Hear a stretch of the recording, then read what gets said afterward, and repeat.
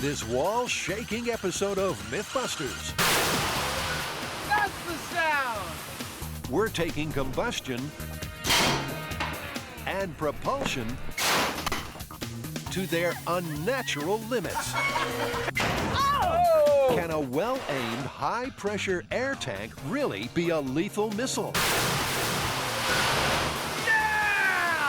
Could 2 compressed air cylinders power the world's fastest speedboat? Remember, Jamie, experiments like this are 90% mental. And can an engine fueled by gunpowder do anything but blow itself to pieces? It's fast, it's furious, It was the lard that did it. and it's firing on all cylinders. Who are the MythBusters? Adam Savage and Jamie Heineman.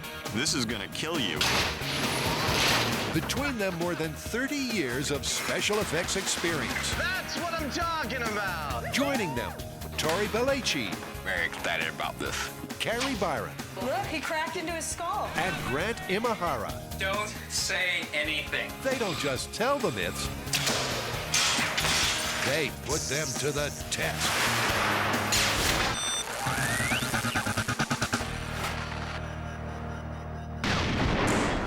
As Adam loves to demonstrate, there's all sorts of interesting ways to injure yourself on the job.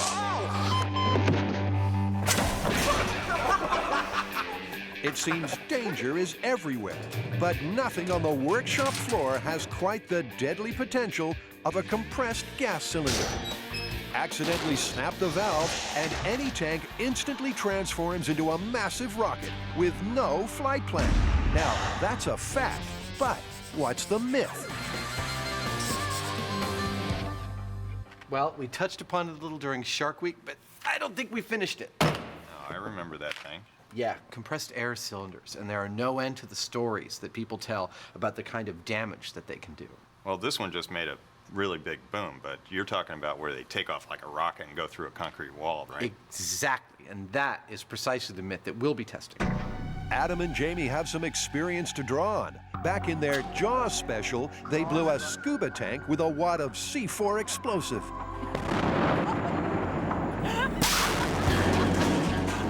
Then shot another tank with a high-powered rifle. It didn't blow up, but it sure went off. And if a cylinder rocket can bend solid steel, what's it going to do to a concrete wall? As far as I'm concerned, there really is only one way to test this thing. Well, yeah, we have to fire it at a cinder block wall. So we're gonna need a selection of air cylinders and some regulators on them. We're gonna need a cinder block wall to fire them into, and some kind of method for catastrophically taking that regulator right off. And also, we have to figure out how to make sure it actually hits the wall. I mean, what if this thing just kind of goes like that? I think I want to be outside the building that we're testing this inside of. Yep. To test the myth, they'll need to aim the cylinder like a missile, devise some way to sever the valve in a split second, and build a wall to aim at. They'll have to start work on the wall first, so Jamie's assistants, Terry and Tyler, get commissioned as MythBuster Masons. So I'm gonna set you up, and it's gonna be in your hands to make sure it all happens. So don't screw up. I'll kick your butt. Walls are useful for all sorts of things, like holding up the roof. So punching a high-speed hole through a supporting wall might not be such a good idea. This freestanding barricade won't be pretty, but it will be, well, great. Meantime, Adam is checking the myth with a man whose whole working life has been spent under extreme pressure. George Ratterman supplies valves and cylinders across the USA, and like most of us, he's heard all of those explosive stories secondhand.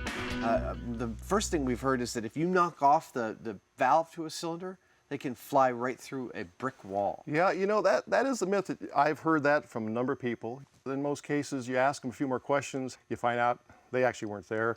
I think somebody else told them. And most of the time what the story is, it would take off and it would usually go through a cinder block wall, disappear, go out in the field, or else possibly be found, you know, through a couple more fences or something. We want to build this rig that shears the valve right off of this. And for the first test rig is a large weight in a guided tube that comes down right on top of the cylinder and knocks it right off. I mean, do you think that's going to work?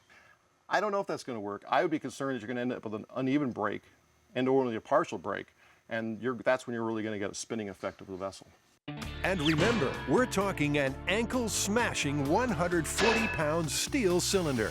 Even a partial shear could send this thing ballistic. It might also start spinning erratically, which Jamie calls rat chasing. To ensure that doesn't happen, the tank needs a long, sturdy guide rail to guarantee it takes off in a straight line. I've got to build a rig that does a couple of different things. The first thing is that it has to hold this tank steady in such a place that we can drop a heavy weight on the valve and knock it off. The second thing is that same holder is going to guide it as it takes off so that once it gets going, it's aimed in a certain direction and it'll hit the wall at speed, we hope.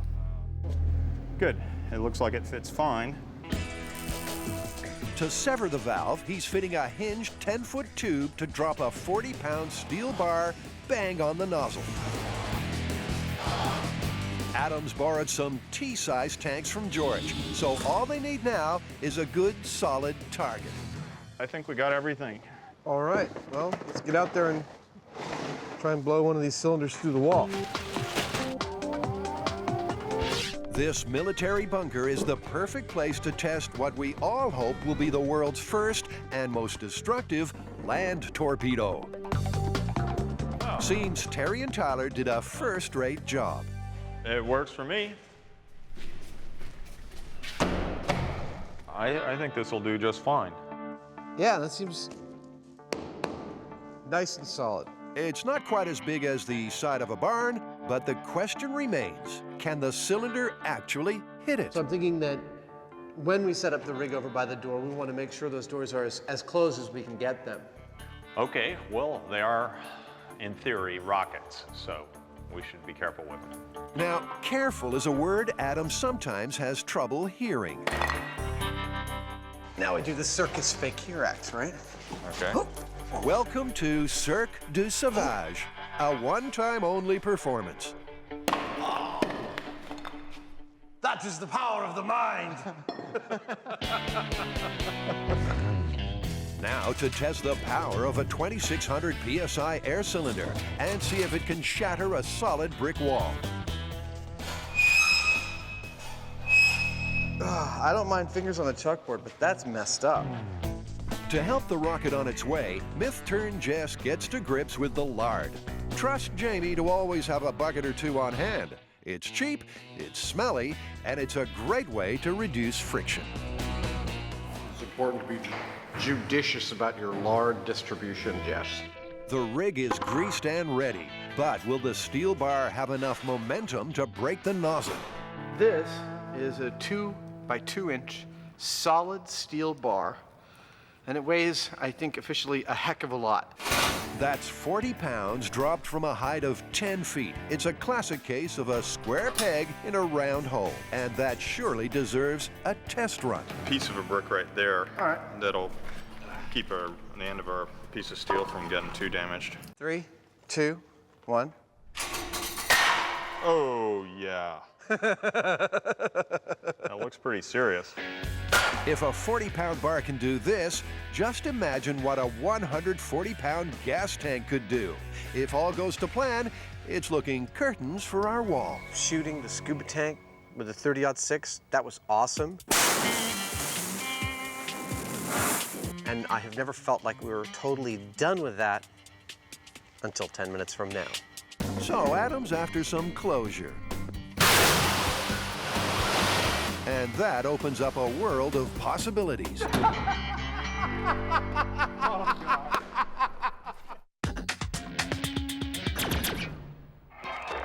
Now, here's a motor myth that's way overdue for testing. In fact, it's a classic blast from the past.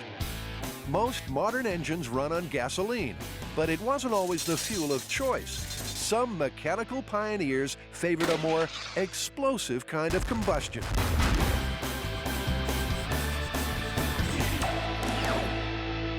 Trying to test the claim that you can run an engine using only gunpowder. Sounds easy enough.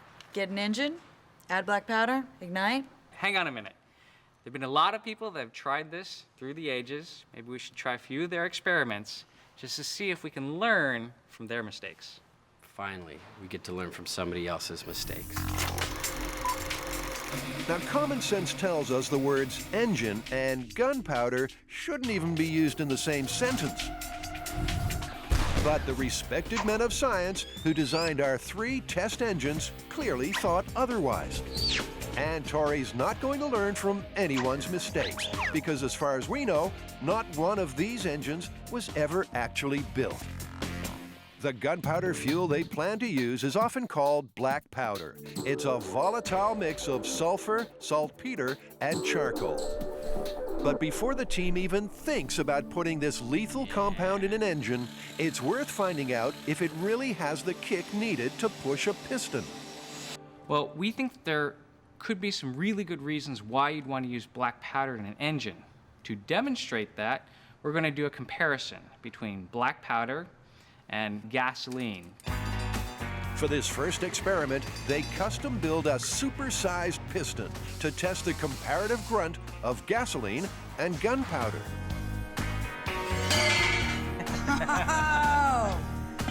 To check that the seal works, they need an air pressure test. And Carrie can't resist going along for the ride. 3, 2, 1.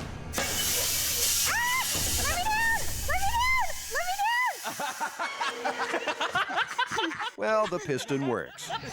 Operations move out to the car park and into the blast chamber. That's an indication of how much faith they have in the black powder. Black powder comes with its own oxidizer, so unlike gasoline, which you need to inject a certain amount of air to get it to combust, black powder's ready to go all the time.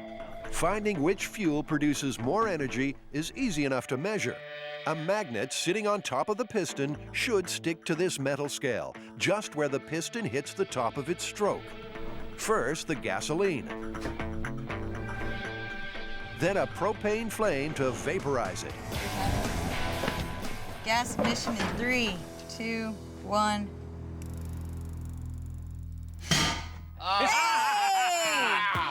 The gasoline-powered piston has made its mark. No, it couldn't have gone up there.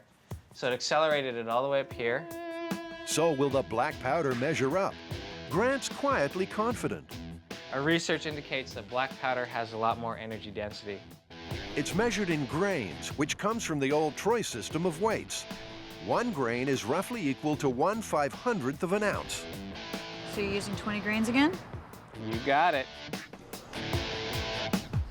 They wait for the flame to ignite the powder. Ah, there we go. Wow. Perfect. They don't call it gunpowder for nothing. Wow, Whoa. shot the magnet off the scale. So this is where the gasoline magnet got shot to. And, there is where the black powder magnet got shot to. Well, that's fairly conclusive. Black powder does have more energy density than regular gasoline, meaning you need less of it to get the same amount of power. So it is a sound concept. But what happens when a sound concept meets an unsound engine? There's still 3 combustible contraptions to put to the test.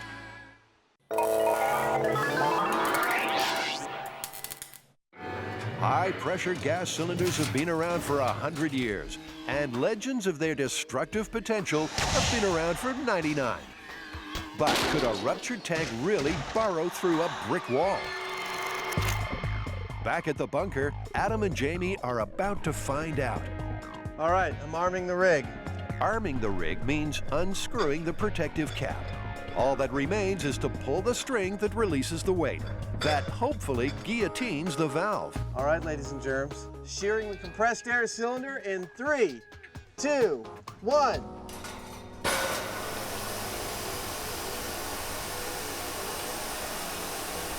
This is close to a worst-case scenario. As feared, the valve was only partially sheared, so the cylinder went absolutely nowhere. I'm going to wait however long it takes for it to let go of its air, because it's got a damaged valve, and that valve could give any minute and, become a bullet. It's a very slow leak, so the boys have 45 minutes to stand well back and revise their plans. Carrie, Grant, and Tori are out to test the myth that an engine can actually run on gunpowder. They've shown that black powder definitely has the muscle to move a piston. This is where the gasoline magnet got shot to. And, there is where the black powder magnet got shot to. Now to build a primitive kind of proto-engine, specifically designed to run on powder. It was dreamed up by a Dutchman named Christian Huygens more than 300 years ago. His blueprint was the very first to feature a piston in a cylinder. When the black powder ignites, expanding gases are meant to force air out of two valves, creating a vacuum that sucks the piston down. It looks pretty easy, pretty straightforward. Whether or not it's going to work, that's going to be the hard part. The design is simple and a lot easier to build now than it would have been in 1680. Total success means getting a near-perfect vacuum. That's a tricky thing to do with so many moving parts, especially when you have to drill a hole for the fuse. Oh, there's a hole down here. That's not going to give you a vacuum. That's what the problem is. I mean, we'd have to have that hole there to ignite the black powder. How are you going to get a vacuum then? Dude, I'm just going from the designs of Huygens. Should we, like, raise them for the dead? Well, I finished my Huygens black powder engine. So now what we're gonna do, I drilled a little hole at the bottom cap. We're gonna fill this up with some gunpowder, put a remote fuse in there, light it, and see if it does, in fact, raise up our weight. I am not sure if we're going to get a good enough vacuum, and that's the whole principle that this Huygens engine works on. But, you know, there's only one way to find out. One thing Huygens didn't specify was how much black powder to use. So they're starting small with 5 grains. This weight is attached to the piston, so when the piston is sucked down, the weight goes up. Fire in the hole! In 3, 2, 1. Okay. So much for fire in the hole. The weight hasn't budged. In search of more oomph, Tori trebles the charge to 15 grains. Here we go in 3, 2, 1. Oh God, did you feel that? The vacuum, it's sucking me in. It was huge. Yeah, it sure does suck. But the weight did rise a little, which means the piston moved slightly in the cylinder. Dude, it totally pulled it down. Look at this. Well, if it were a vacuum, it would have been holding, like you wouldn't have been able to pull it back. So they upped the charge from 15 to 20 grains. In 3, 2, 1. It looks like Huygens' original draft is just a little bit too drafty. We have 2 things working against us. Our seal between the piston and the chamber isn't completely airtight. We got it as tight as possible, but there's still some leaks, so we're not getting a true vacuum. And then also our one-way valves, they're not totally airtight either. Modern machining gave the engine a better chance of success than Huygens could have imagined, and it still didn't work. 1 black powder engine down, 2 to go. But there's reason to be hopeful. Just running through this experiment, though, you can see why people were so intrigued by the whole black powder engine. It takes so little to create so much force. And soon they'll see if that force makes or breaks an engine George Cayley had high hopes for.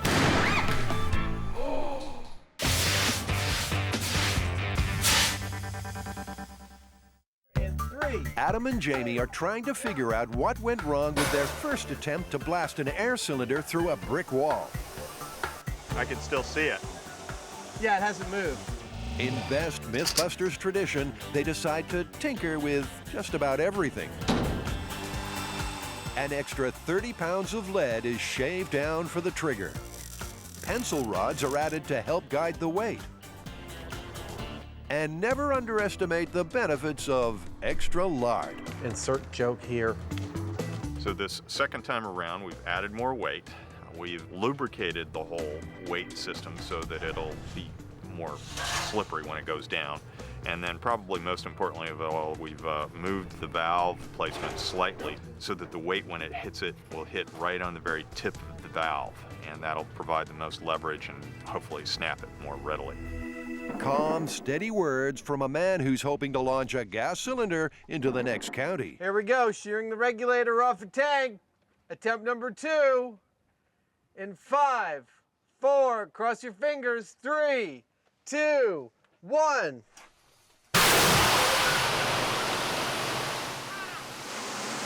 Yeah!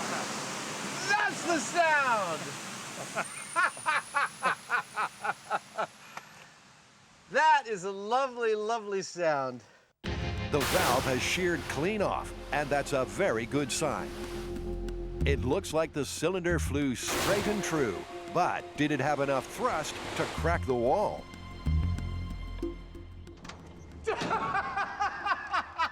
Oh, God. It was the lard that did it. At 40 miles per hour, the air tank turned the cinder block to cinders. It even put a fair dent in the wall 6 feet behind it. It totally. No way. I mean, it didn't go all the way through, but it went through this one, and it was going. It's working its way through that one. I was ready to see this as not possible. I was totally expecting it not to actually work, because it's one of those apocryphal tales, and everyone we talked to had heard the story, but no one knew anybody that it happened to. You know, this was an optimum situation for this tank. What this tank did is as good as it gets. My favorite thing is just the perfect roundness of the top of this hole. It also pushed this entire wall back a half an inch. Although the cylinder was deliberately aimed, you couldn't ask for a more convincing result. So let's call this myth totally and spectacularly confirmed. But the MythBusters can't just leave it there. They plan to double the stakes and push this explosive experiment to its limits. Cary, Grant, and Tori are hell-bent on proving an engine can run on gunpowder. Fire in the hole! But could this really be a viable alternative to gasoline? They've already built, tested, and been disappointed by a black powder engine designed way back in the 17th century. So it's back to the drawing board. You know what our problem is going to be is getting an engine to start and sustain itself using black powder. I do remember coming across a black powder engine. I think it was Sir George Cayley, the guy who did the first glider, and he was the father of modern aerodynamics. He had wanted to make a flying machine that was completely powered by a black powder engine that reloaded itself. So, I mean, I bet we could find some plans floating around the files somewhere. Thanks to the graphics department, we can see it would have looked something like this.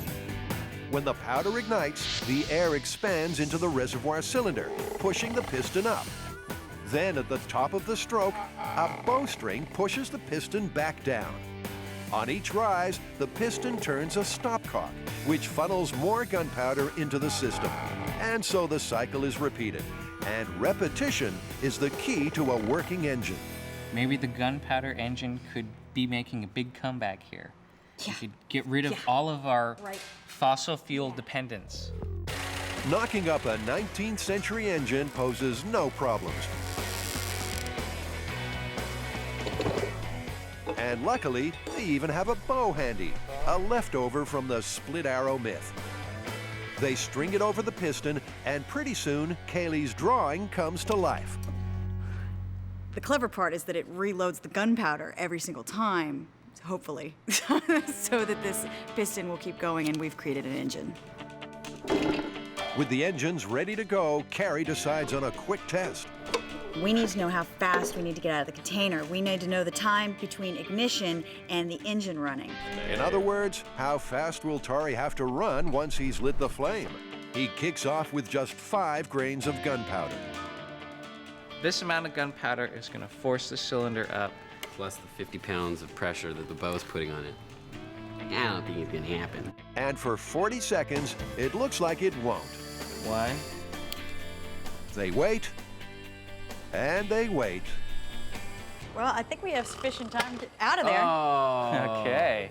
Nice. Look at the smoke ring. Yeah, let's do it again. Cool. They reset for another test, but Tori's bent on mischief. Unknown to the others, he's added way more powder than he was meant to.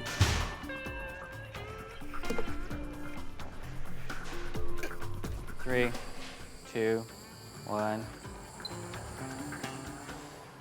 Is this the combustible black powder? How much was in there? I put in too much. Talk about a plan backfiring. Carrie's going off as well. I'm putting my foot down. You are no longer in charge of handling any of the black powder. Why? Sorry. Because you didn't tell us that you put in 15 grains, and I wasn't wearing my ear protection. I'm gonna kick your ass if you ever do it again. Now that the smoke's cleared on that little incident, the guys know that come the test, they'll have plenty of time to get out of the firing line. Well, all we're looking for to prove the concept is to have one ignition and then have that reset and do a second ignition. If we can do that, we've proved Kaylee's idea. I think our worst case scenario and our best case scenario are generally the same thing. A big explosion, a lot of screaming, some fun, hopefully safe fun. I'm feeling supremely confident, actually, in this device. I think it's at least going to give us 2 cycles. I think it's probably going to give us more, depending on how much gunpowder we put in the reservoir. They fuel up, or should that be load up? Remember, you don't want to put more than you need. Thank you, Tori. Dose 1, going in. That's 5 grains of black powder. Will it be enough to get this engine turning over? Prove it. All right, we're lit.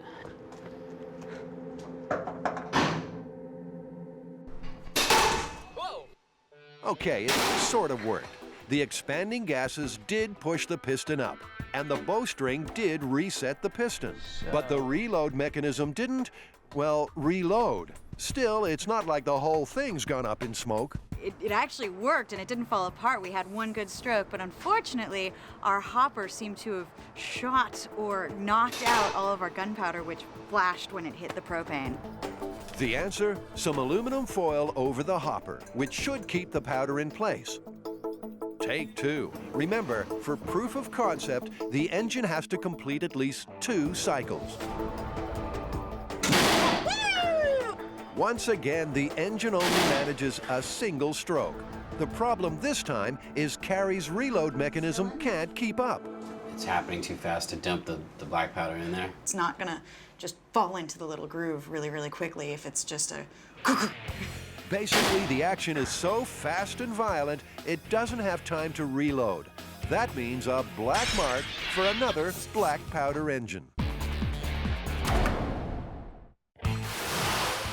Adam and Jamie have already proved the power of a well-aimed T-type air tank. Cylinder 1, wall, nothing.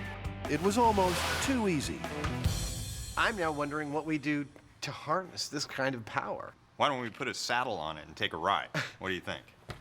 No, a speedboat. Let's put a couple of them in a boat and see how fast we can go on the water. That might be a little safer.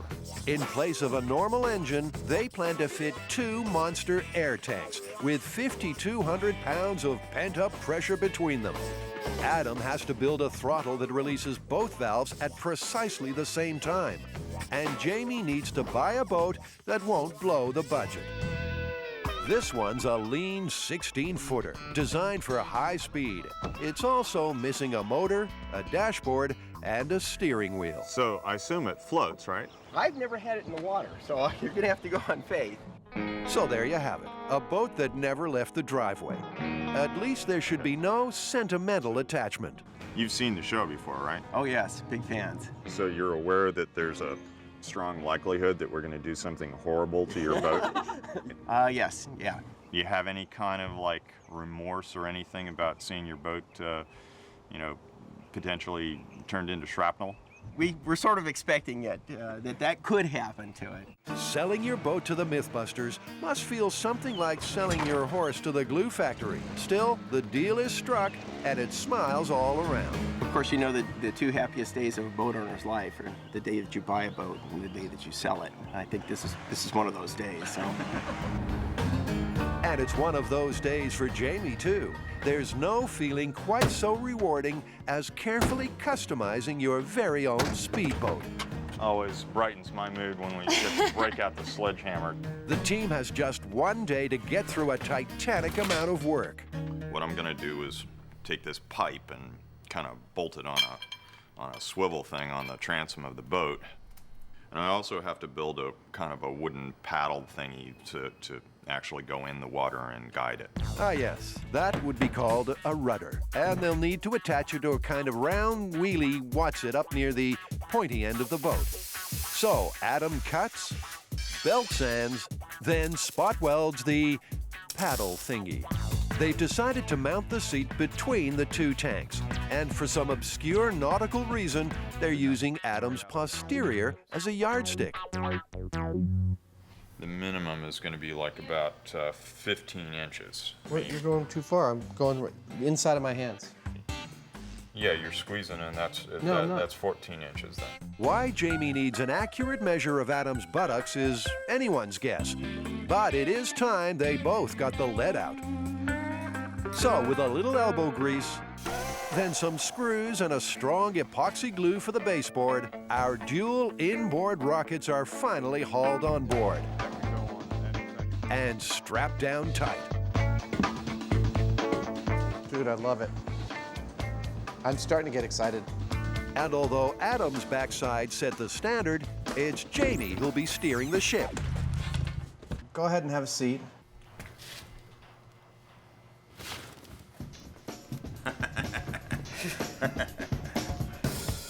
To ensure these two cylinders fire at precisely the same time, the factory-fitted nozzles are being replaced with ball valves. They'll both be hooked up to a single linkage devised and built by our very own Adam Savage. We'll have a lever here or here, and we will activate that lever. It'll open up the valves, releasing the pressure, and hopefully what we'll see out of this boat is what we saw out of our tank in the concrete wall experiment. 2 hours later, and that scratch-built throttle is up and running. It's simple, it's purely mechanical, and it works. But there's still one design feature worth considering. I also want to make some fins. I know it's dumb, but it'll look great if we have, no one will mistake it for anything but a MythBusters boat.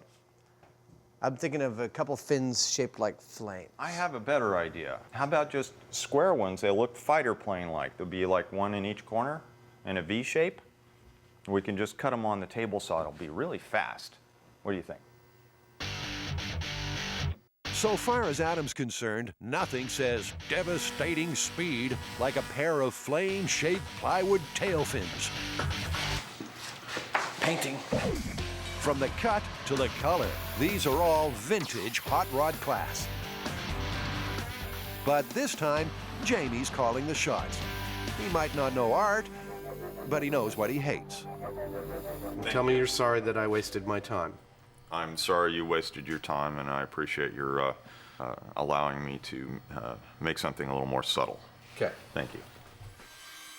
It's a trifling tiff that shows Jamie's really taken the project to heart. He's proud of the boat. He's excited about it, as am I. I mean, it looks really cool. And he wants whatever modifications we make to reflect that instead of to make a joke about it. But style isn't the big issue here. It's all about the hardware. This is the business end. It's a half-inch bore, 2,600 PSI coming through each one. It was enough to drive a single 150-pound tank through a wall and halfway through a second wall. The question is two of them enough to drive a rocket boat? There's only one way to get an answer. Dress Jamie up like a walrus. I want you to be the boat. I want you to exist as one with the water. And hope he floats. Our black powder dynamos have already brought 2 antique engines to life. Then watch them die a sad death. So that leaves us where? Back at square one. Not actually. Since we've been dealing with an internal combustion engine, I was thinking, hey, let's try an external combustion engine. Let's get rid of the piston, and we'll make like a water wheel. Tori's thinking of Thomas Paine's 19th century radial engine, which does work much like a water wheel. But what if we replaced water power with the grunt of gunpowder? Okay, well, Tori works in the opposite direction of engineering history. How about you and I go find ourselves an internal combustion engine, something that's already a successful engine, and try to adapt it to black powder? Well, it should work in theory. Sounds good. While Tori starts work on his black powder wheel, Grant and Carrie will take a regular 4-stroke engine, replace gas with gunpowder, and try to rev it up. Before they do that, 1 or 2 questions need answering. The first test that we have to perform is to see whether this spark plug can ignite the black powder. Using a drill, Grant will run the engine manually to see if the spark plug's spark is enough to ignite 5 grains of gunpowder. Fire in the hole! Hopefully. Here we go.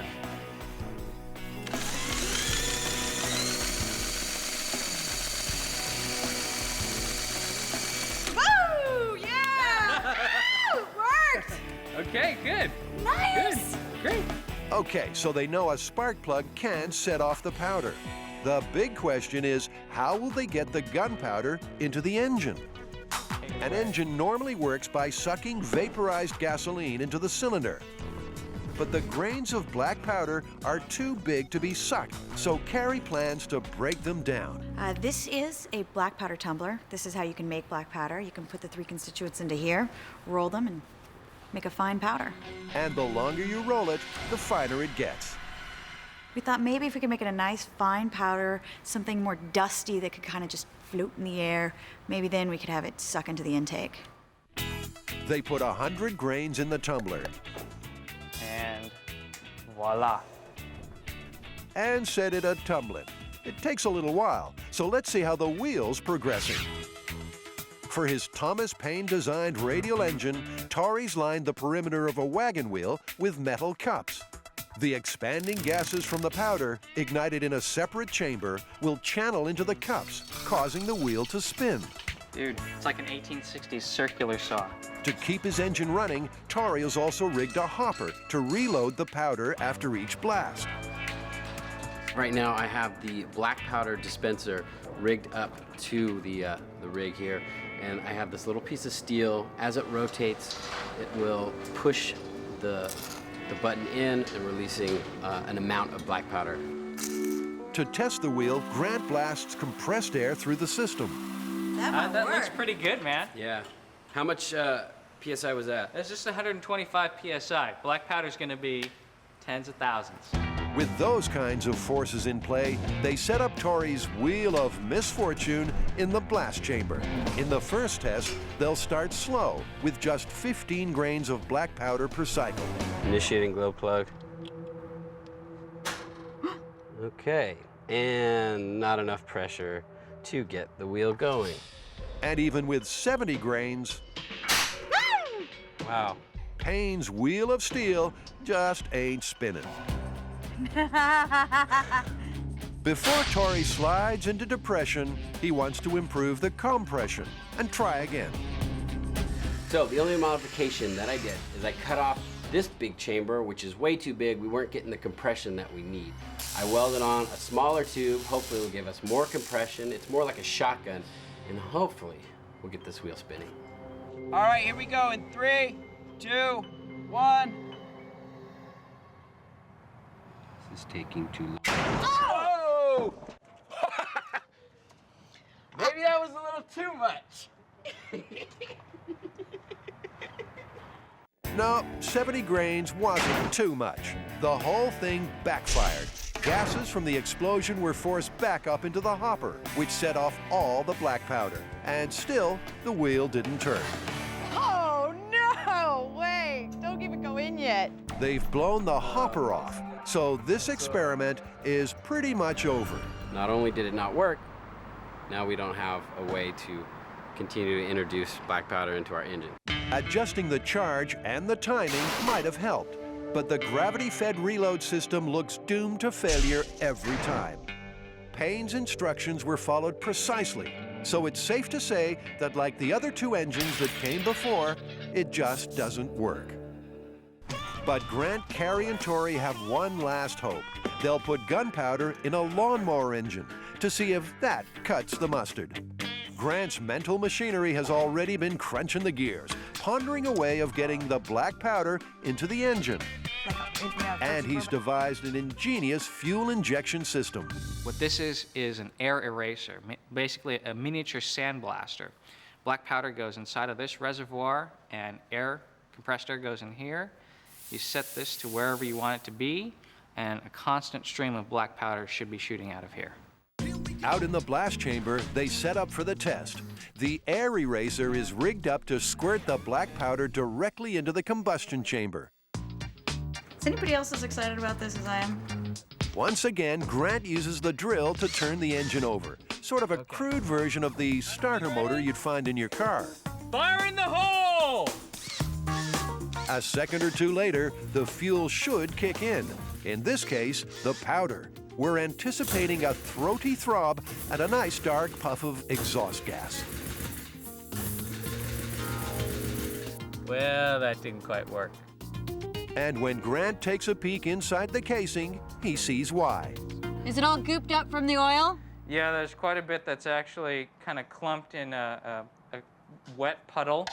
They're left with an engine enigma. Our fuel needs to be dry to ignite, and as it comes up into the cylinder, the oil mixes with the black powder and makes a gooey slurry that we cannot ignite. They've got one last shot. They'll strip down the engine, drain all the oil, and see if the injected powder will ignite before the engine seizes up. There's a lot of oil in there.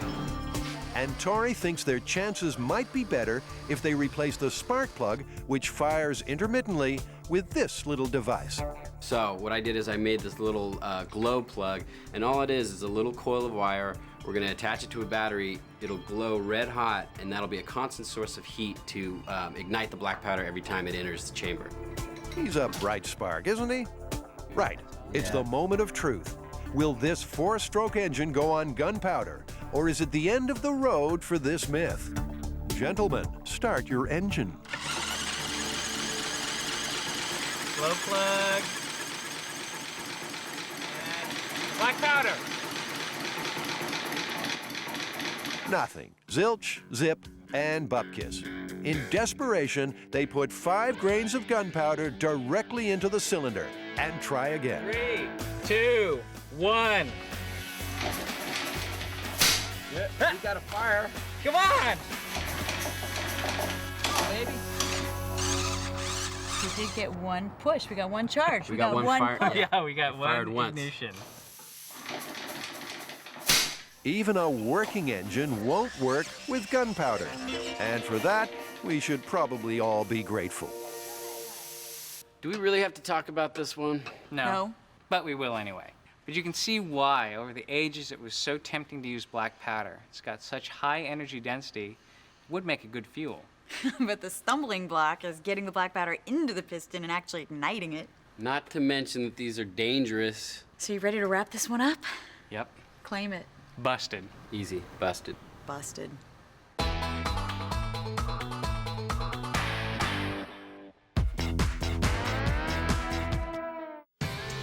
So just how much fun can one man have in a souped-up speedboat? By the looks of it, plenty. Adam and Jamie are ready to live out the ultimate boyhood dream, fitting 2 potentially explosive air cylinders to an unsuspecting ski boat, then cutting loose. That's what it's going to be like. It's not a fully fledged myth, but after the success of an air cylinder blasting through a wall, it's impossible to resist. It's supposedly about taking us all the way to the end of the myth, but come on, I think we all know that it's an excuse to have some fun with some big, high-powered rockets. Step 1 is getting our stunt skipper installed in his wetsuit without having to blur some parts of your screen. Step 2 is filling the cylinders in the boat with compressed air from the truck. These tanks are actually filled with geese, and they're complaining. Was that a joke? I think that was a joke. Fascinating. And step 3 is seeing if Adam and Jamie can finally float their own boat. The worst case scenario, I have to say, is that one of the tanks blows up and the shrapnel ends up ripping through Jamie's flesh and killing him.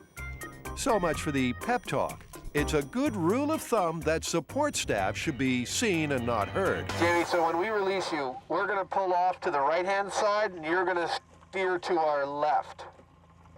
Okay?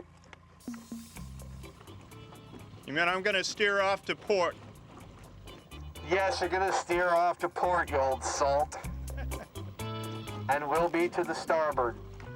What, left and right isn't good enough when there's water around? There's also plenty of spectators around, so they'll have to be careful. We've got a tour over here of kids in small boats. We're gonna tow you past that tour before we release you. When all seems safe, the rocket boat is finally cut loose from the mothership. And remember, they're dealing here with twice the pressure used earlier to smash a brick wall. Jamie's ready, and the mechanical throttle is gently nudged forward in the kick-ass direction.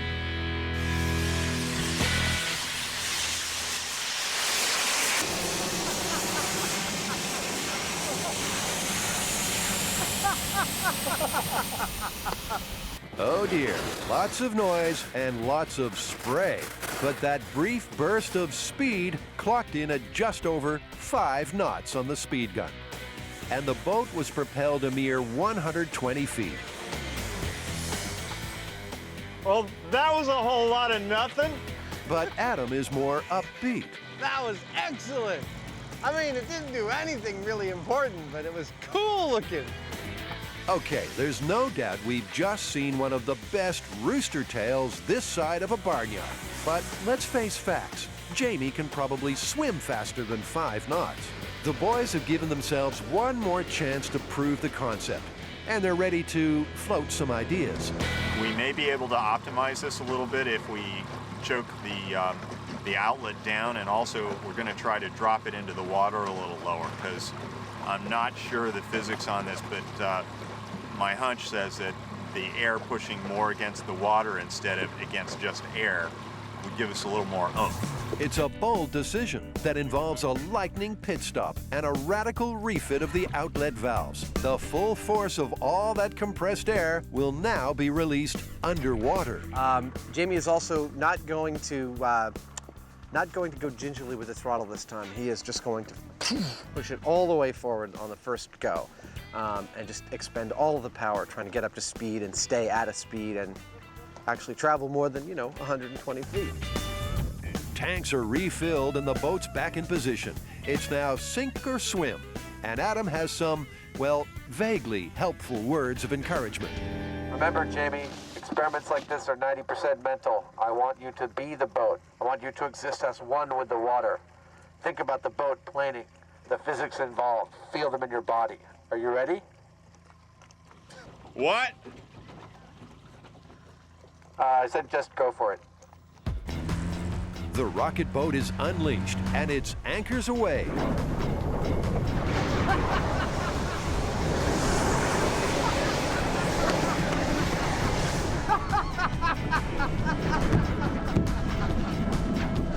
Let's assume that hysterical laughter is not a good sign.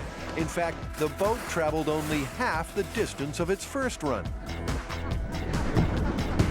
It was about the same as the other one, wasn't it? No, it wasn't even close. As for the speed gun, it was hardly worth installing the batteries. Well, I think that would proverbially be that. This lavish maritime experiment turned out to be a spectacular failure. Maybe it's time Jamie invested in a good, reliable outboard. I don't think he even made it like 60 or 70 feet that time. I don't know if you can calculate it in miles per hour. It'd be more like miles per day. So we have to ask ourselves, what's the wash-up? So, Jamie, how are we going to wrap this one up? What do you call it? Well, we did get a tank to blow through a cinder block wall when we knocked the valve off, so that's confirmed. I mean, there were documented cases as well. And you can strap some air tanks to a boat and give it a little bit of power, but it's not that practical. It's not real power. Yeah, we need to go for the hydrogen and light it. It's another episode. We've got to let this one go.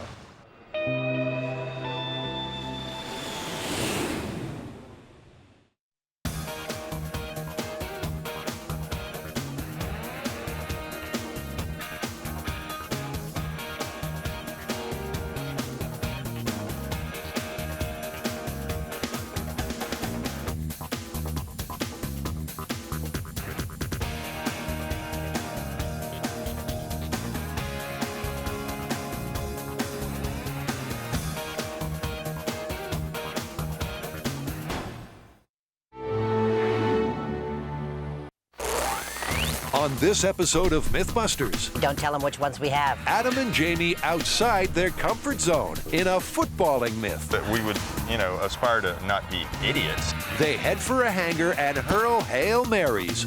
Bang! To see if hang time really is higher with helium. I love consistent data. And Grant, Carrie, and Tori take a pot shot at a deadly myth. Oh! As they aim to catch a bullet in their teeth. Oh my God, it blew his teeth out. Who are the MythBusters? Adam Savage and Jamie Heineman. Aren't tracer rounds illegal? Between them, over 30 years special effects experience. That's what I'm talking about. Joining them, Tori Belleci, Science is fun. Carrie Byron, Guess what I did today? and Grant Imahara. You guys ready for this? They don't just tell the myths, they put them to the test.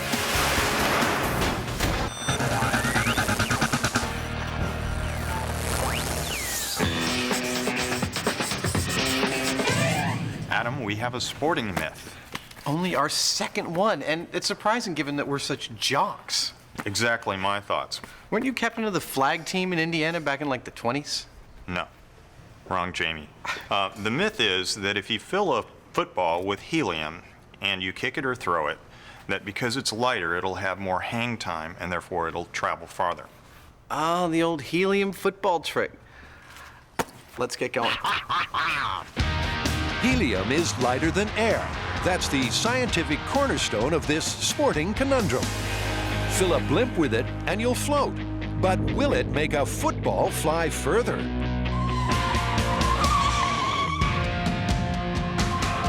It's game day at the Science Bowl, San Francisco City College. Been a long time since you walked on the gridiron, huh? I know I'm out of shape when just walking to the end of this field makes me out of breath. Luckily, the kicker for today's test is fighting fit and ready to punt his way into the MythBusters Hall of Fame. Yeah, this is our punter, Tim Sonnenberg. Tim, Adam, nice to meet you. Hi, Tim. Jamie. Nice to meet you. So, think you can give us a couple lessons in kicking the football? I've got a few tips for you guys today. The myth that we've heard and that we're testing is that filling a football with helium will somehow make it fly farther than just a regulation football. Have you heard that? Oh, that's been going on for eons, as far back as I can remember, and I don't even know where the heck I got it from. But that's been the rumor for years. What kind of improvement do you think helium would lend? I believe helium would add a good 5 to 10 yards to a good kick. Tim's confident, but is his opinion based on science or urban myth? He's about to find out. But first, a crash course in kicking. There's two types of kick in American football. The kickoff features the end-over-end variety, which gives maximum hang time and is hard to catch. The punt is for distance and accuracy. By imparting spin to the ball off the foot, this spiral kick generates less drag and so flies further, making it spot on for this myth. Jamie, I know it's been like 40 or 50 years, but you ready to put on your old armor? And what is the point of this? I could see you bringing some shoes, but the helmet and the shoulder pads are going to be for what purpose? It's just amazing to me that you still don't realize we're shooting a TV show. Well, yeah, but we would, aspire to not be idiots. And yet we would fail. All right, let's start the lesson. Okay, so walking through like I'm your kid nephew, it's about my skill level. Dude! That's amazing. That was a beautiful spiral. You made that look way too easy. It is, if you walk into it. A couple of handy hints, and the rookie's ready for his premier punt. Just normal steps. All right. And before you can say hang time, no spiral. The ball's back on the ground. All right, your turn. Bad. Okay. Now let your foot go kick the ball. Sports fans may want to look away now. Not very good. It's all coming back to you, isn't it? Yeah. That was so bad, it's worth another look. Well, I totally sucked at that, but, Football's not my sport. In fact, there really aren't any sports that are mine. It seems that just as white men couldn't jump, MythBusters can't punt. Oh, I see. Except in this case, there's no twist to the tail. They just can't. This is hard. If I was doing the kicking for this test, we would be able to draw some conclusions, and those conclusions would be that I suck at kicking. Oh! I think we should get Tim to kick the balls for us because he's really good. Makes sense. Tim takes care of the kicking, while Adam and Jamie take care of the nerding. I brought a bunch of meters for the weather conditions, just to make sure, we've got comparisons on everything, and I think we should just keep on checking the wind speed. Okay, well, while you're doing that, I'll break out the brand new regulation balls. They're filled to exactly 13 PSI, which is what is required. Oh, excellent. Never been used. But is that 13 PSI of helium or air? This ball feels a little light. Is it filled with helium? Well, we couldn't tell you that, could we? Or we'd skew the results. So we'll tell you afterwards. How's that? Here we go. Test number 1, punt number 1. Tim does his best to produce 5 identical kicks. Downfield, Adam records the distance of each one. For test number 2, the balls are emptied, then refilled with the other gas. Once again, it's crucial to the experiment that its identity remains secret. Okay, these are ready. Don't tell them which ones we have. Let's see how far they go. Yeah. 4 yards. Tim puts up another 5 punts, this time with helium-filled balls. So, what were the results? And did he spot the difference? From your standpoint, what do you think between the first 2 sets of balls, what were you kicking first and what were you kicking second? It felt like the first set of balls I kicked were filled with helium. Your first set of balls were actually regulation balls filled 13 PSI with just regular air. Wow. I would have thought that those were the helium balls. Well, the second set was the helium balls. That's surprising. What's more, even though Tim didn't pick them, the helium balls did travel further than the air-filled ones by an average of 3 yards. But is that data reliable? It looks like it supports the myth that helium does fly farther than air, but unfortunately, kick to kick, we're looking at a difference of like up to 20 yards sometimes. And when I see a difference of that between 2 data points, I just don't look at my average as being a real number. I'm not ready to call this one busted, plausible, or confirmed yet. I don't think we have enough real data. 3, Back at the MythBusters lot, Aim for my stomach, not my face. it's a splatterfest. Carrie's up before the paintball firing squad, but she's taking it on the chin. No! Yeah, I'm fine. Is this just pointless but enjoyable victimization? Or might there be some myth-busting in there somewhere? Some days, science is fun. My guess? A little of both.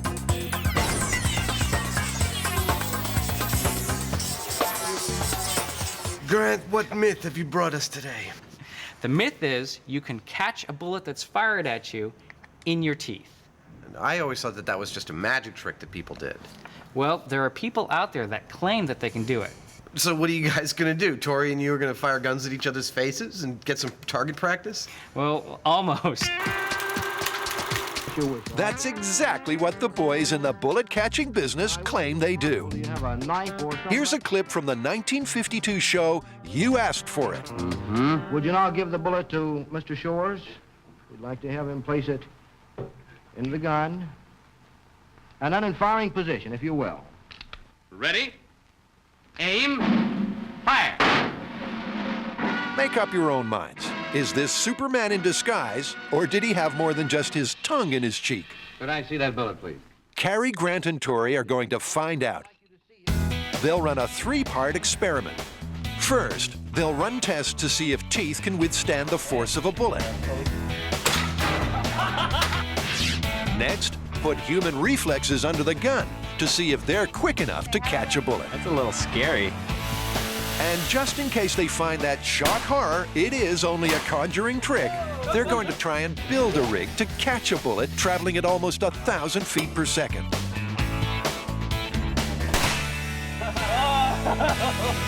First up, the teeth strength test. And Tori's found a set of dentures. That's so gross. We got those from the mortuary. So what we're gonna do is put a bullet in a pair of teeth with average biting strength and give it the amount of kinetic energy that a bullet would have if it were fired from a gun. And we'll see if the jaws can hang on to the bullet, then you are able to dissipate that kinetic energy. If you're not able to dissipate it, the bullet will come flying out of the teeth. Here's the plan. The bullet will be clenched in the dentures, which will be held shut using air pressure from a pneumatic cylinder. A weighted pendulum will swing down to strike a metal pin, which will hit the bullet, delivering the same amount of force as a shot fired from a gun. Grant explains. Now, of course, the bullet is very small and it's traveling very fast. We won't be able to have whatever we're making travel quite that fast. So we have to compensate by having it be much heavier. Something else to chew over. The teeth have to be biting down on the bullet with regular human force. But how strong is that? Tori wraps his jaws around a force gauge. 117.10. His best bite, 117 newtons, or 85 pounds of pressure. Grant calculates that to match the kinetic energy of a bullet, the pendulum must carry a 50-pound load and swing from a height of 4 feet. It's enough to set your teeth on edge. Grant pressurizes the choppers to match Tori's bite strength. It's like a hillbilly now. And all these jaws want for Christmas is their 2 front teeth. Time for a rethink. Take 2, with the bullet at the back of the jaws. The pin is lined up to hit the slug head on. 50 pounds comes swinging in from 4 feet.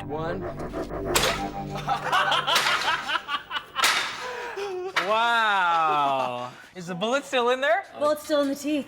Let's take a look at the high speed and see exactly what happened. Okay. The bullet's still there, and the teeth, apart from 1 or 2 chips, are still intact. That is some really unexpected results. I wouldn't have predicted that in a million years. The dentures with Tori's bite force were actually able to hang on to the bullet, which is a very surprising result. And it lends a little bit of credence to something that so far we are all assuming is an illusion. Hanging on to the bullet's one thing, but you have to be fast enough to catch it in the first place. Hi. Could anyone really bite down on a speeding slug? Which one of you is Granny Mahara? The team's going to test human reaction time to a pistol shot. As soon as you hear or see something that tells you that I fired the gun, you're gonna try to close down your mouth and see if you could physically possibly catch it. By the way, so Grant doesn't die, they're using blanks and a bulletproof plastic sheet. In 3, 2, 1.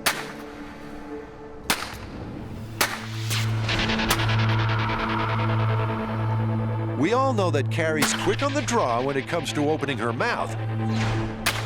But it turns out she can shut it fairly smartly too. Carrie had the fastest reaction time with 9 milliseconds. Now, is that with or without the countdown? That is with the preemptive countdown. Well, I mean, we've shown that it's possible that you could time it so you could grab the bullet, but that's a total crapshoot. I mean, it's luck. So why don't we do a test where we could see if you could actually grab a projectile? A projectile like, oh, I don't know, a paintball, perhaps. I think you got a real good chance of catching these. Tori's going to fire paintballs from a distance of 25 feet, and Carrie's going to try and catch them. Yeah. Now, we've already seen what a well-aimed paintball can do. I know you want to keep aiming at that spot, but can you not aim right at that spot again? It hurts a lot. In a previous episode, Adam and Jamie held a paintball duel to see who could withstand the most pain and claimed the title of Ultimate Mythbuster. This sucks. I don't want to do this anymore. Needless to say, Adam lost. Yeah, I keep forgetting that you're, actually have no heart or soul. And given the smirk, neither has Tori. It might pay to don some suitable protection. It comes with buffness. Undaunted, Carrie steps up to the plate. Suddenly, this seems sort of like a bad idea. You're gonna be fine, Carrie. You're just gonna have a few welts. You're gonna love it. Do a test fire. I want to see how fast it goes. You got it. The answer, 300 feet per second. Holy!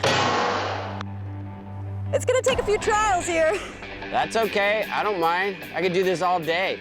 You know, here on MythBusters, one tries not to approach any experiment with a preconceived notion as to the outcome. Good luck. Thanks. Fire. But in this case, one thinks one can make an exception. Fire. That was close. Really? No. I can't even see it. If you can't catch this, there's no way you're gonna be able to catch a bullet. At 200 miles per hour, a paintball is only traveling 1/3 the speed of the slowest bullet. I can see it coming at me, but by the time I can process the fact that my hand needs to grab onto it, it's already hit me. I'll see if I can't take the force from the projectile and stop it from breaking. That's it. Yeah, go ahead. Tell us how that works out. 3, 2, 1. Oh, that looked pretty cool. Oh! Getting shot in the hand is one thing. Palming a paintball is quite another. The guys better think quick if they want to catch a bullet. If you can't do it with your hands, there's no way you're gonna be able to do it with your teeth. Adam and Jamie have been taking a punt at the myth that a helium-filled football will fly further than an air-filled one. But even with a specialist kicker, the data were all over the park. Back at M5, the guys are having a rethink.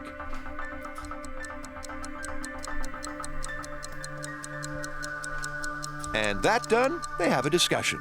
The best place kicker in the world really can't make a football land in the same spot twice in a row. There's too much variance between the kicks. We need to go back to the shop and get a lot more scientific about this. Well, let's look at the very first part of this.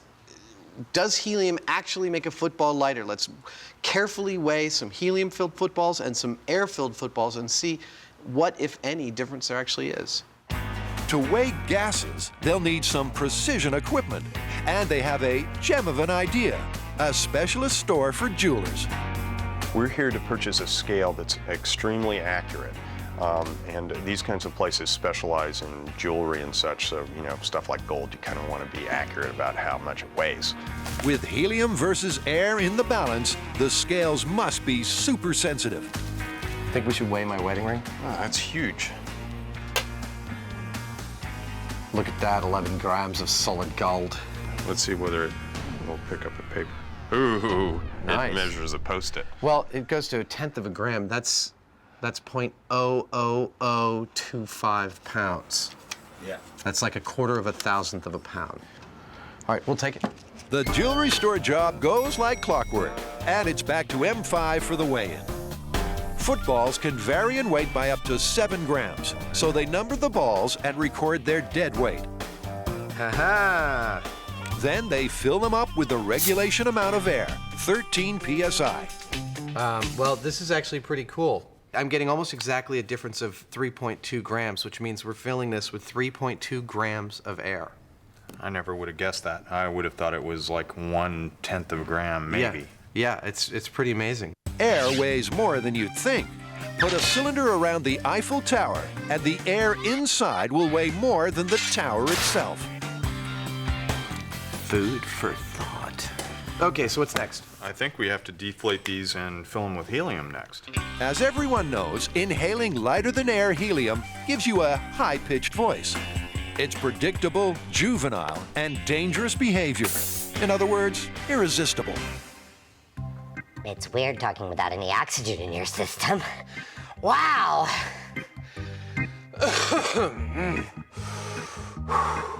You could die that way. Yeah, I know. I always have to stop when my lips get blue.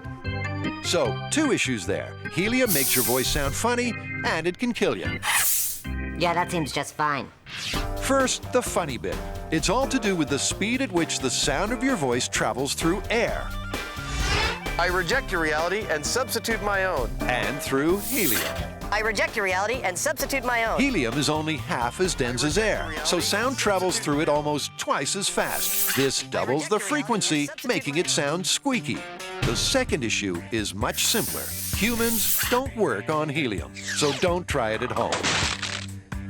Back at the weigh-in. It's actually almost 7 grams different between the helium-filled football at regulation pressure and the air-filled football at regulation pressure. And what's more, it turns out that even an empty ball weighs more than a helium-filled one. Even though I know a helium balloon will float up in the air because helium's lighter than air, I didn't expect that helium, even a small amount like 3¼ psi of helium, would actually reduce the weight of the football by probably almost a full percentage point.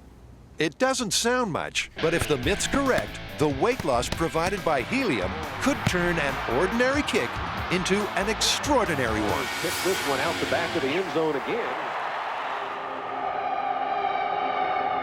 Amazingly, our researchers might have actually turned up the source of this myth, which is a punter who played for the Oakland Raiders from '73 to 1986 by the name of Ray Guy. Yeah, his punts stayed in the air so long and they went so high that the NFL actually had to come up with a statistical term for it, which they called hang time. During the course of the day, everything I hit was at least 5 seconds or better hang time, and it was going exactly where I wanted to go. Yeah, as the story goes, during a game in the '70s against the Houston Oilers, one of his punts hung so long in the air that the ball was immediately collected and tested for the presence of helium.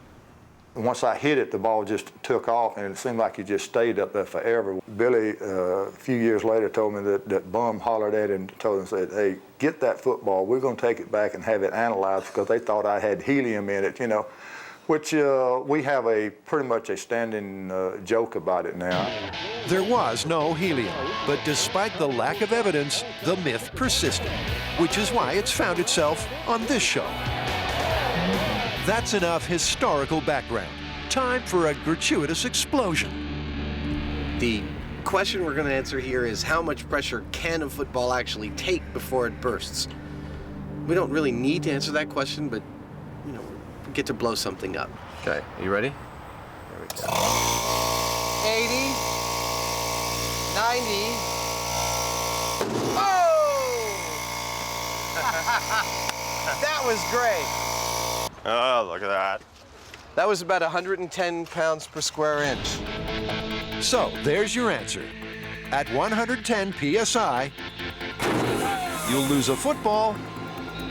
That's really cool. But gain a hat. What are you doing? I put everything on my head.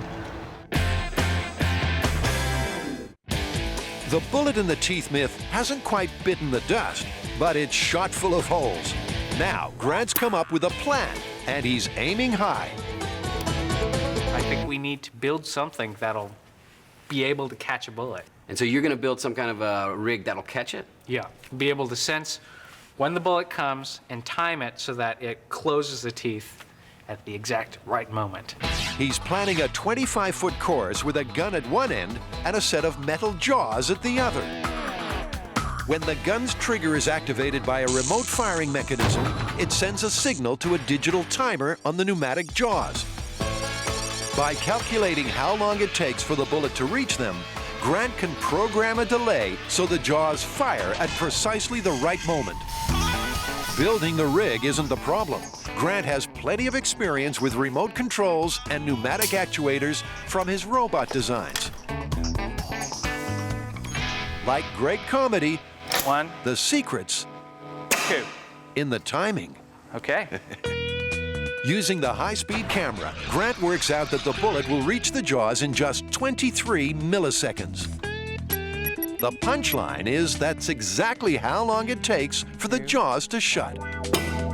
Dude, it's beautiful. Excellent. So the next question is, how long does it take the bullet to exit the muzzle after the trigger has been squeezed? I have a little light in there that turns on when I trigger it. So we're going to see the time delay between when the light turns on when a bullet actually comes out of the muzzle. 3, 2, 1. That's 43 milliseconds. So maybe I do trigger them both at the same time, and it'll be really close. While Grant crunches the numbers, Tori wants a second bite at the pendulum test. He's got doubts about the dentures. The test was a kick in the teeth for the skeptics, as the acrylic choppers coped with the kinetic energy of a speeding bullet. But real teeth might not be so resilient. They've got a hard enamel coating, but the inside is a soft material called dentin. So, where to get some real choppers to chew on? Well, we can always go get a pig head. We could, take the jaws from the pig, and that would be a much better representation than the plastic teeth. I mean, they're a lot stronger than a human's, but I mean, if we can prove that the pig head can't hold a bullet, then there's no way a human could. Can we find a story where we don't work in dead animals? For real. Sure, Carrie, when pigs fly. Not it. I don't want to go pick them up. Not it, I got something else to work on. Which makes Tori lucky last. And he's the only one with the stomach to cut out the jaws. Tori gets gory.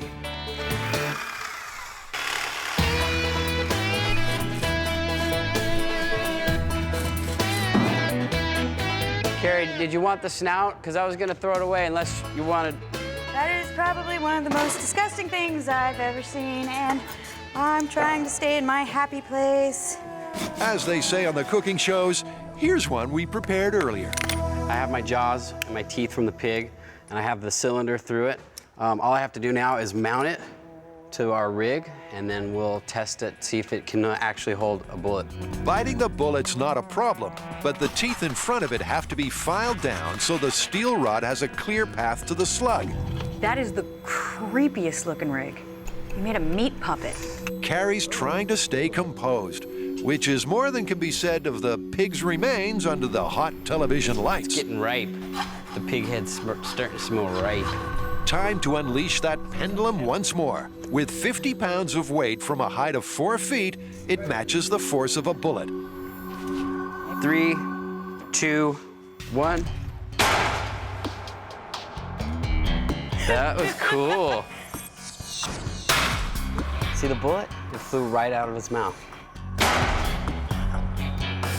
A pig jaw is a lot stronger. It has a lot more integrity than a human jaw. This is a great test because if he couldn't hold onto a bullet, there's no way a human could. No way a human could hold onto a bullet. Quite probably. But just to be sure, let's see what happens when the pendulum is replaced by a .357 Magnum with a 38-wad cutter round. Loaded. An old shipping container is now the MythBusters' very own firing range. We're all good to go. We have a bullet in the pig's teeth, biting down at my bite pressure. It's a lot like what we were doing with the pendulum test, except we're going to be firing a live round onto the bullet that's in the teeth. All right, here we go. Fire in the hole in 3, 2, 1. That settles it. If a bullet does this to a pig's pegs, then a human jaw has no chance. Oh my God, it blew his teeth out. Wow. It just blew his teeth out. Here's one of them. Oh, God. So, what have we learned from all this? Well, one thing's for certain. The so-called most dangerous trick in the world is just that. A trick, not a stunt. I have one little warning. This is serious. 4 men have been killed in attempting this feat.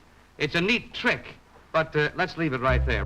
Good idea. Let's face it, it's humanly impossible to catch a speeding bullet. But on this show, that's no reason not to try. And Grant's bullet-catching rig is right on track. In the high-flying myth of the helium football, Adam and Jamie have been weighing up the differences between air and helium. Not surprisingly, we found the first element of truth in this story. A helium-filled football is shockingly lighter than a football filled with air. Yeah, well, now we need to determine whether that translates to a farther distance when it's kicked, right? Yeah. Well, more hang time. Absolutely. It's time for an indoor test. Indoor, some large building where we can eliminate the weather variable. And maybe we'll get one of those kicking machines to eliminate the human element in the kick, which is probably a really big thing. Oh, yeah. The MythBusters mechanical boot arrives. That is scary.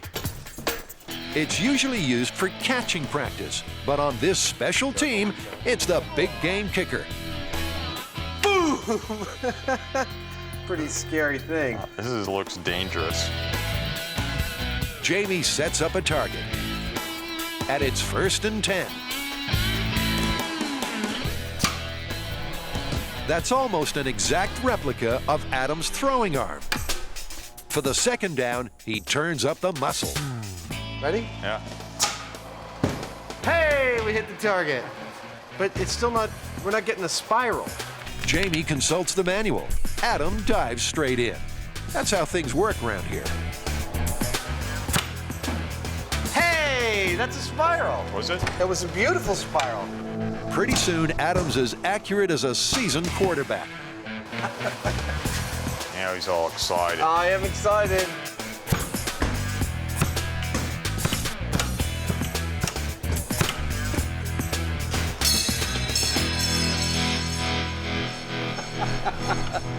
Who knew sport could be so much fun? Well, that's good enough for me. What's next? What's next is we take that machine and a bunch of these balls and some helium and some air out to an indoor stadium. It's got to be indoors, away from the weather, and it's got to be big. So the guys head for a location that's got all the space they need. NASA's Ames facility at Moffett Field. This hangar should be big enough.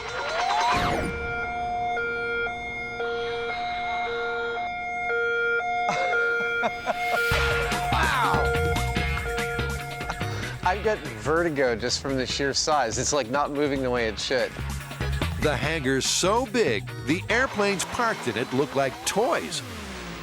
And this is the largest building I have ever been in. It's about 230 feet to the ceiling. It's nearly 1/4 mile long, and they park blimps in these things.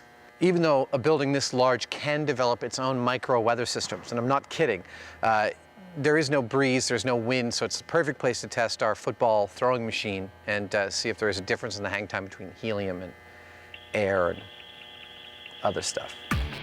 First, they assemble today's MVP, the kicking machine.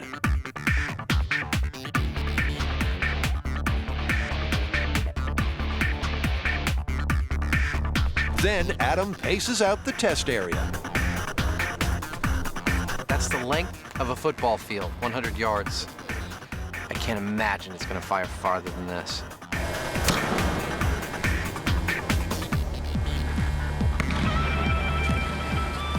That's kind of like a little too up in the air, I think. Either the kicker's having an off day, That was not a spiral at all.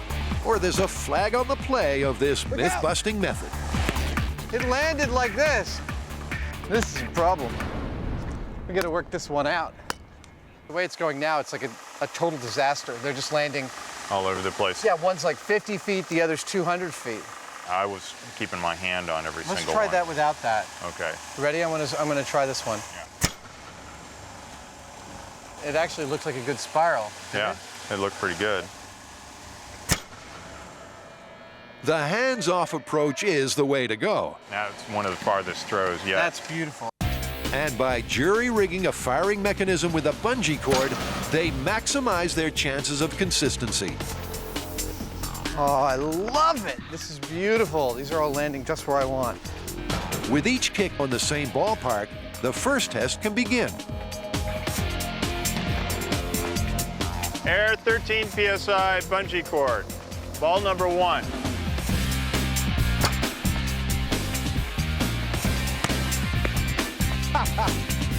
Doesn't get better than that. Hit the 200-foot mark. Okay, ready? Adam marks the landing spot of each ball. All 10 are right on the money. Or close enough, at least. To get a suitable sample size, they shoot off a second set of 10, to Adam's satisfaction. Very, very happy with that. That bungee really evened everything out. There's still a couple of anomalies, but out of 10, I only had 3. That's good enough for MythBusters.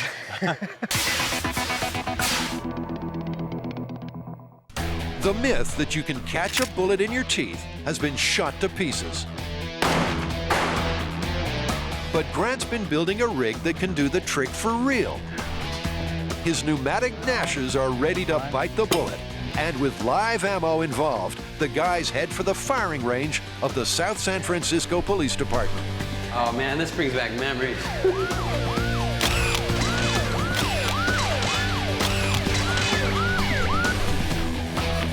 Exactly 25 feet right there. Chief Firearms Instructor Sergeant Alan Normandy has agreed to supervise. He's aided and abetted before when the guys busted the blown away myth. It was Sergeant Normandy who finally knocked Buster off his perch. Unfortunately, he's also had first-hand experience with would-be bullet catchers. I've seen the aftermath of someone who's attempted that. The damage is fairly devastating. At a distance of 20 feet or so, I would imagine that you're going to have primarily just a puncture wound with a pistol round, but still certainly go through the mouth cavity and whatever's behind it without much difficulty. In this case, the mouth is made of metal. Grant's robotic jaws are designed to snap shut with just the right amount of delay to catch a speeding bullet fired from a remotely triggered gun 25 feet away. The range is yours. Okay. Then load it up. Do you want... That looks pretty good. First, they need to run some tests. They fire a few rounds at the target to make sure they're hitting the same spot every shot.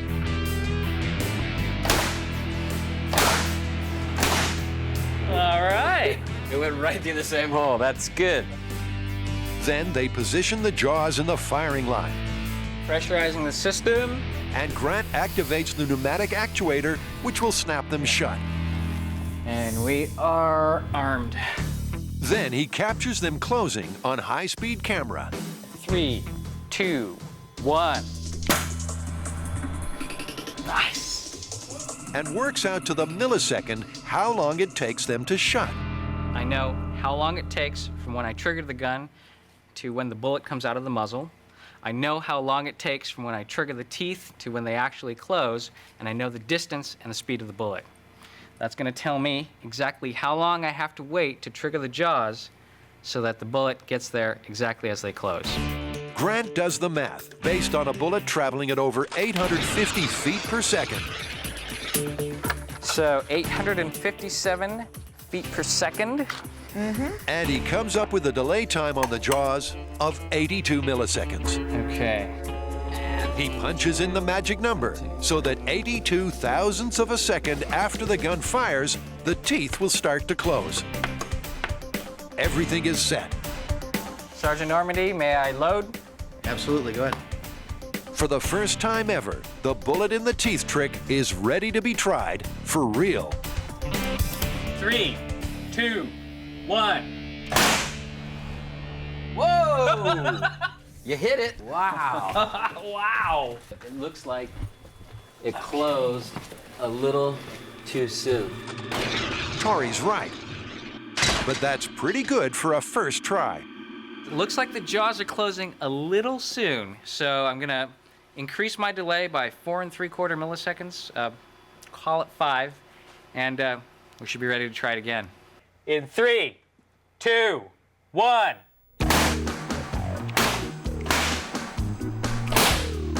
I saw a little debris pop off there. Look, dude, it's a perfect track where the lead has rubbed off against the steel. That is really close. Grant uses the high-speed camera to fine-tune the delay mechanism on the jaws. By tracking the bullet's progress frame by frame, he can estimate how many milliseconds the jaws are missing by and make the correct adjustment. Okay, 1 millisecond. There we go. In 3, 2, 1. The jaws are still missing by the skin of their teeth, but the bullet either splatters on steel or goes straight down the gullet. I don't think with these you're gonna see it stuck in the mouth like the magician just caught it. I think it's just gonna squish right on through. Even with precision timing, down to thousandths of a second, it's still proving to be one tough trick to pull off. There's absolutely no way the human response time could remotely catch a bullet. I mean, we've got timers. This is the closest thing to a sure thing that we could possibly have.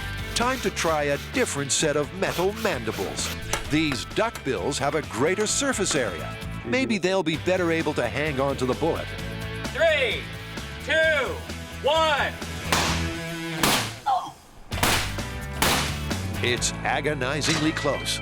I can't say I'm totally surprised with the results, but this is as close as... Welcome to our world. Yeah, this is as close, I think, as we're going to get. If it can be done, we're right there on the threshold of it.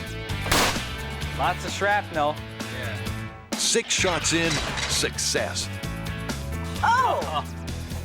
That's got to be it. It looked like it just exploded. That's got to be it. It exploded inside the mouth. When soft lead struck steel, the bullet basically melted. Good job, you guys. Nice. We caught a bullet. Nice. Not much left of the bullet, but we caught it. I don't know. That smear of lead, well, it's so unsatisfying. It'd be better if the bullet still looked like a bullet at the end. So, a slight change of tack. For this series of tests, we've switched from the lead slug to a full metal jacket. This is a flat nose full metal jacket. It's got a thin copper shell. And we think this is going to give us a better chance of having an intact bullet at the end. In our test with the lead slug, it's like trying to catch a raw egg. As soon as you clamp down, everything squirts out the back. Duckbill, full metal jacket, 99 milliseconds delay. 3, 2, 1. Once again, it takes a little time. That looks like we closed too early. But eventually, bullseye. Yes. Where? In your face. It's no use. The forces at work are just too great for the bullet to stay in shape. Still, That's a caught bullet. That is a caught bullet. Just in case anybody disputes the high speed whatsoever, I'd like to point out these wonderful track marks and the little exploded bullet right here. This is amazing evidence we actually got to catch a bullet. by way of celebration, they take a pot shot at a set of pearly whites. In 3, 2, 1. Oh, ow. But the teeth bite back. I got hit in the face. Or what? With a tooth, I guess. Now, that'd wipe the smile off any magician's face. All right, guys, catching a bullet with your teeth. Is it busted? Well, we know that human reaction time isn't fast or accurate enough. We had to use electronic timers, and even then it was tough. And human teeth just aren't strong enough. We found that out from the pig experiment. But in any case, on impact, a bullet will explode, and that's what it's designed to do. So, that sounds fully busted. Busted.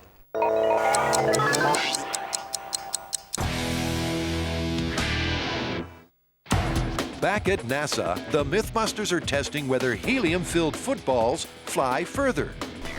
They fired 20 air-filled balls and measured the distance of each one. Now it's time to fill the balls with lighter-than-air helium. Oh! 13 pounds on the first try.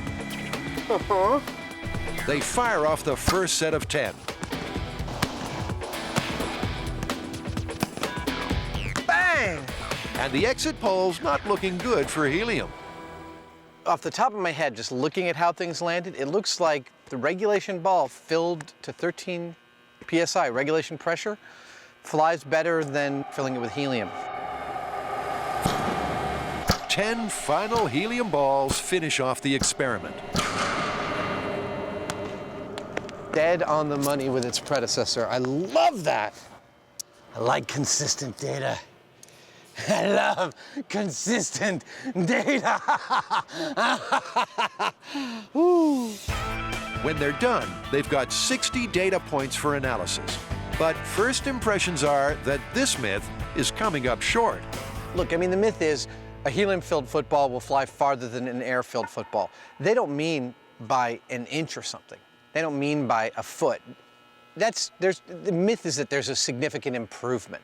I think we could all assume that that improvement would be something where everyone would go, whoa, why did the ball fly that far? Wait, check it, hey, it's filled with helium, kind of thing. We're not talking tiny little differences. What we're seeing is tiny little differences. And even though they've yet to crunch the numbers, early indications are that the helium balls have lost out to the air-filled ones. Based on what I'm seeing so far, this is exactly what I would expect. There's not much of a difference, but in spite of what you might think, a lighter ball is going to be easier to travel farther, physics determines that if we launch the ball at the same speed and it has more mass, that's actually going to go further. So it's all to do with inertia, which, according to Newton's first law of motion, states that the heavier an object, the more inertia it has, and the more resistance to drag. In other words, a helium-filled football should not fly as far as an air-filled one, fired at the same speed. So, does the experiment back up Newtonian physics? Or have the MythBusters blown a hole in the laws of science?